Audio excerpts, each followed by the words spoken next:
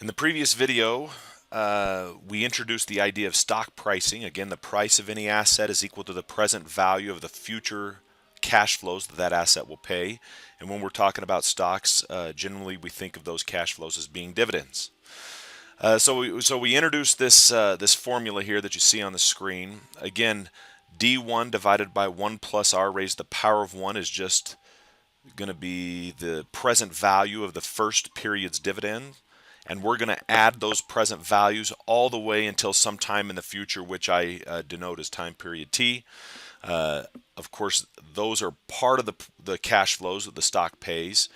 Remember, when we're talking about pricing bonds, we also have to take the present value, the face value of the bond, and here we're taking the present value of the face value of the stock in some future time period T. Some of you, when I introduced this concept, probably said to yourself, listen, if I know what the price of the stock is going to be in the future, why am I doing math? That's a valid concern.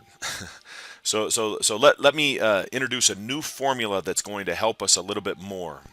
So if you can see here, I'm going to make two assumptions based on this model, which we call the dividend discount model. So let's make these two assumptions, and I'll show you what happens to the dividend discount model. So if we assume that these dividends are growing at a constant rate G, not a constant amount, but a constant rate that we'll call G, and that they're growing at that rate forever.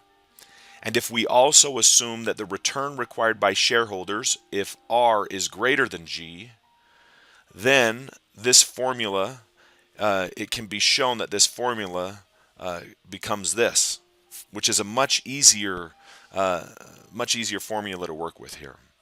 Again, so the dividend discount model here, if we make these two assumptions, that dividends are going to grow at a constant rate G indefinitely, and that the return required by shareholders is greater than G, then the price of the stock is simply equal to the ratio of the dividend to be paid in the next period divided by the difference between R and G.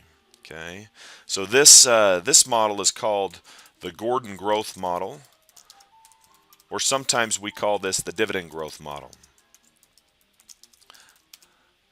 And we're going to use this. We're going to use this model periodically to figure out what the price of a stock should be. Again, this model and this model are the same when you take into account these two assumptions that we've talked about.